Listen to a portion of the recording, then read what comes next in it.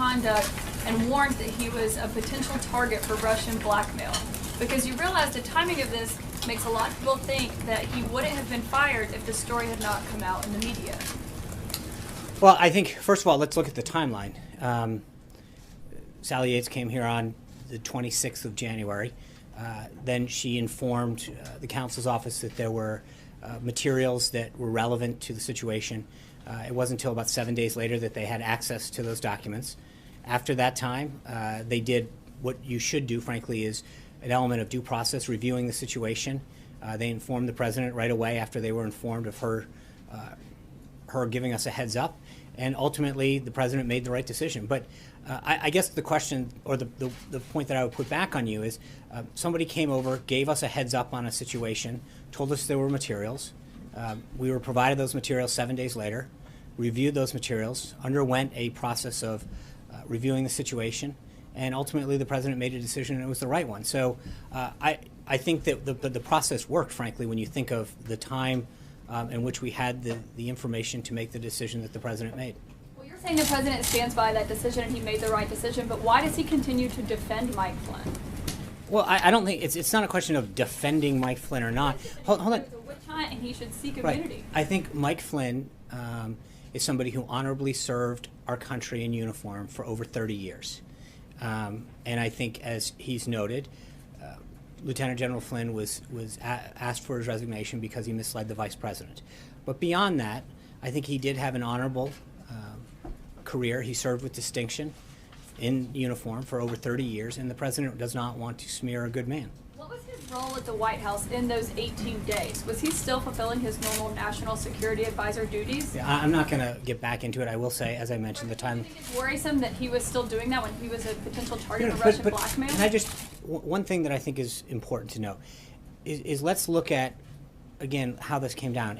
Someone who is not exactly a supporter of the president's agenda, who a couple days after this first conversation took place refused to uphold a lawful order of the president's, who's not exactly someone that was excited about President Trump taking office or his agenda. She had been, hold on, Caitlin, hold on, no, Caitlin, let me answer the question.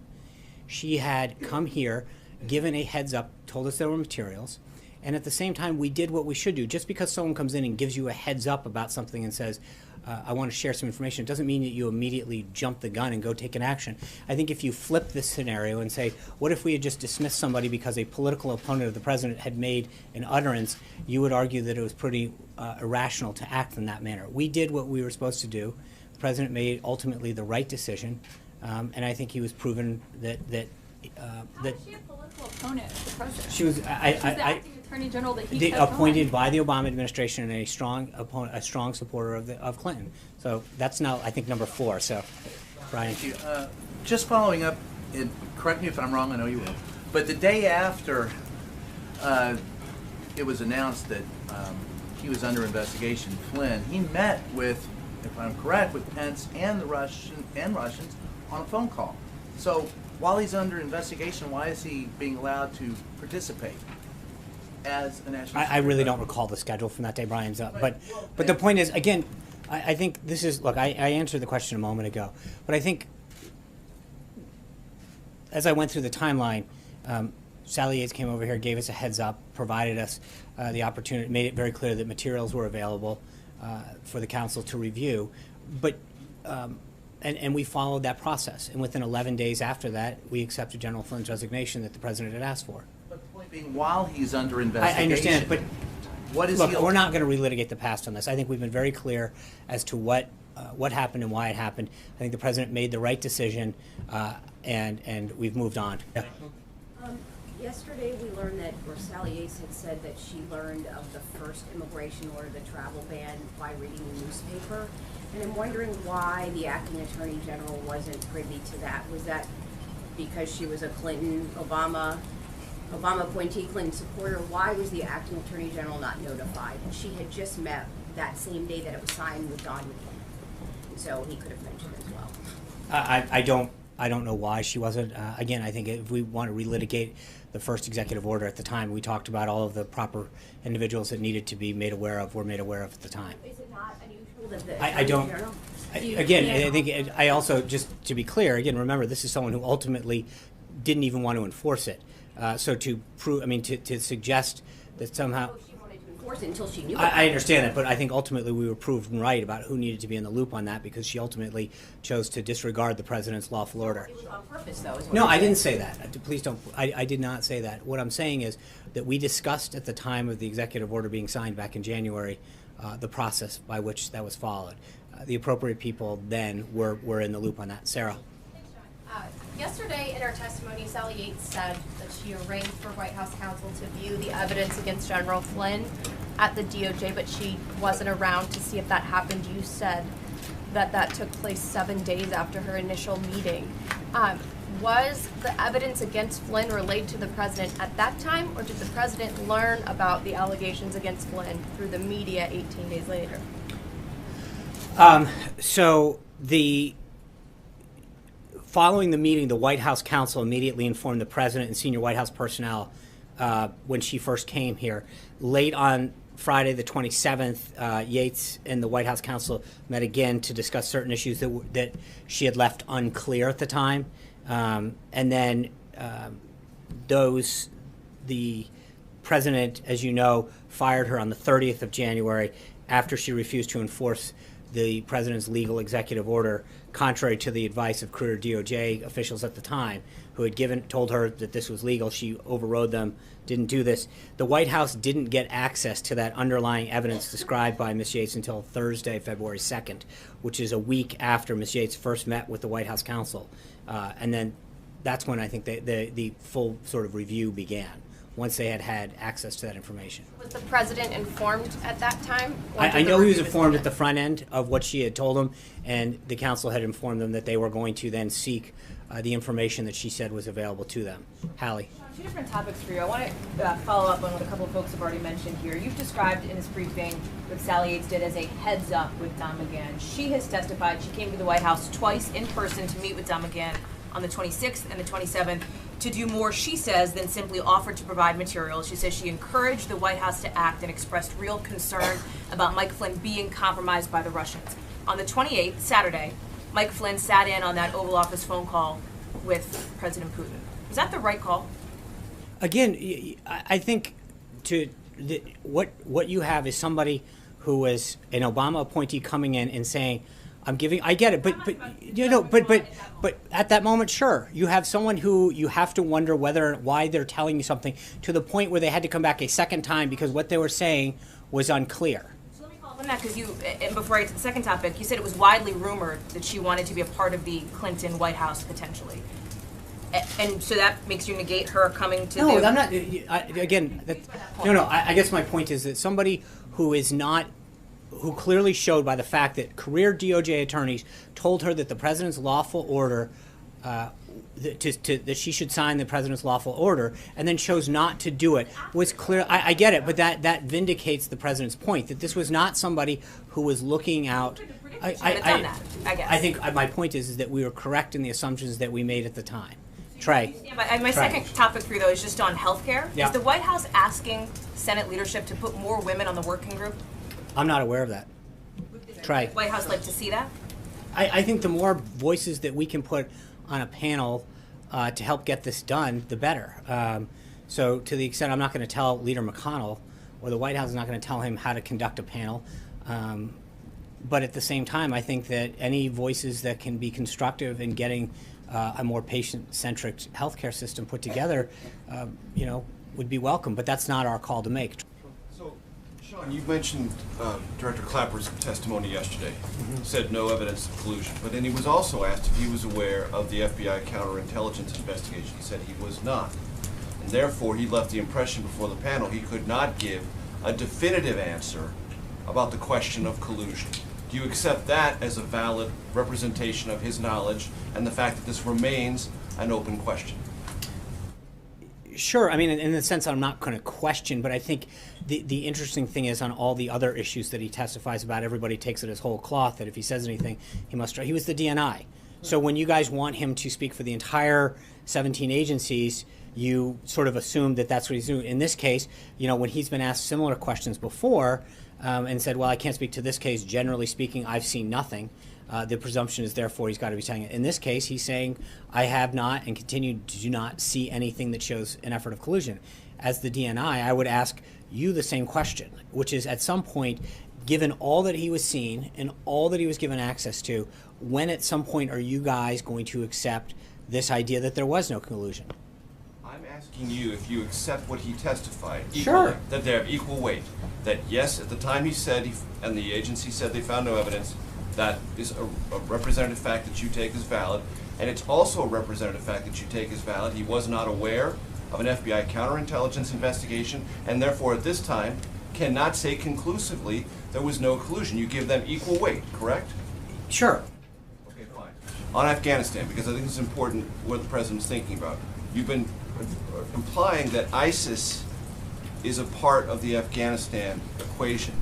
And what I want to ask you about is, as the president looks in Afghanistan, as the team presents him options, are those options primarily about whatever ISIS component is in Afghanistan, or the larger, more malignant issue in Afghanistan, which has always been the Taliban? Right. So there's, as you know, multiple missions going on to confront those multiple things.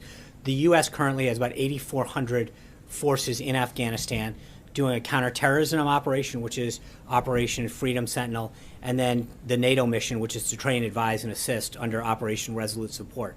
The main objective of us being in Afghanistan, from being used as a safe haven for terrorists to attack the United States and our allies, that is the main objective. We remain very focused on the defeat of Al-Qaeda, its associates, as well as the defeat of ISIS-K, which is the ISIS affiliate there in Afghanistan. But that is simply put what the mission is going forward. And when you suggest that it's a Washington question to ask if 15,000 can do a better job than 100,000, are you suggesting that the ideas the president is being presented with are so original and out of the box that 15,000 troops can achieve what 100,000 deployed very shortly after 9/11 could not achieve? No, I'm just suggesting that I think fully refining the mission, what we're seeking to achieve, and that goes back to what Mara was saying. What is the exact objective? How far away are we doing it? What's the time level that we have to have? Can we grow the Afghan force? Is there I mean, there are several things that go into a strategy. And I think the idea of just saying, can we throw X number at it, is not the way that the president's looking at these options. He's trying to figure out, walk back from a goal of defeat, of eliminating this threat, and then tell me how we get there, as opposed to tell me how many troops we need and then what you're going to do with them. I think that there has been in the past, some instances of just figuring, okay, if we add more troops, that'll help solve the problem. The president's asking to re-look at the entire strategy, and then figure out what the footprint is in a variety of ways to get there.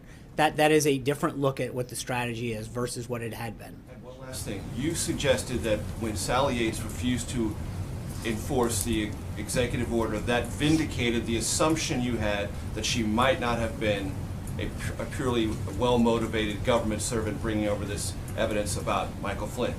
On the other side of that, after Don McGahn looked at the evidence on February 2nd, was in fact Sally Yates' warning vindicated?